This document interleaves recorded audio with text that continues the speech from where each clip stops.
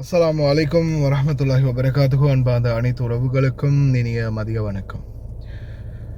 இஸ்ரேலிய தாக்குதலில் உயிரிழந்த இலங்கை பணிப்பெண் அடையாளம் காண உதவுமாறு தகவல். தெற்கு லெபனானில் இஸ்ரேல் நடத்திய தாக்குதலில் இலங்கையரான இவர் மரணமடைந்துள்ளார்.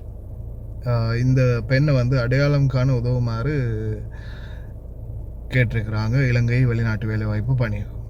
இந்த சகோதரை பற்றி தெரிஞ்சவங்க, இந்த சகோதரியோட ஃபேமிலி மெம்பர் யாராவது பார்த்துருந்தீங்கன்னா இந்நேரம் அவங்க, நான் நினைக்கிறேன், ஒருவேளை இன்ஷா அல்லாஹ் குடும்பங்களுக்கு தகவல் தெரிஞ்சு நேரம் அப்படி கிடைச்சிருக்கணும்.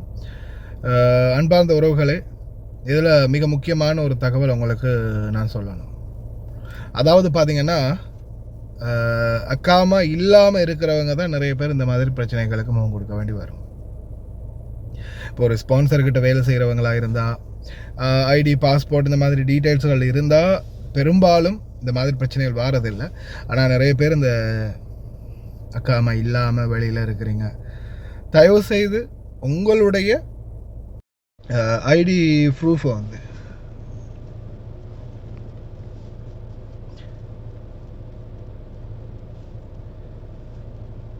உங்களுடைய ஐடி ப்ரூஃபை முடிந்த வரைக்கும் ஏதாவது ஒரு டீட்டெயில்ஸை உங்கள் கூட வச்சுக்கோங்க. ஜஸ்ட் உங்களுடைய ஃபோனுக்கு பின்னால், சரி, எல்லோரும் ஃபோனுக்கு கவர் யூஸ் பண்ணுவீங்க இல்லையா, அந்த கவருக்கு பின்னால் சரி, முடிந்த வரைக்கும் ஒரு இதில் போட்டு வச்சுக்கோங்க.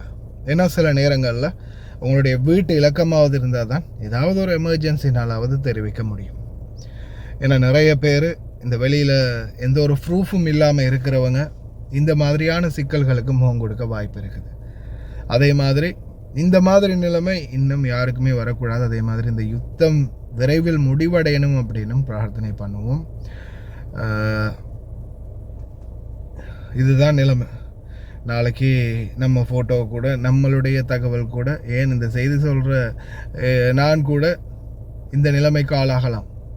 ஏன்னா நம்மளுடைய நிலைமை என்ன எப்படின்றத யாராலையும் சொல்ல முடியாது.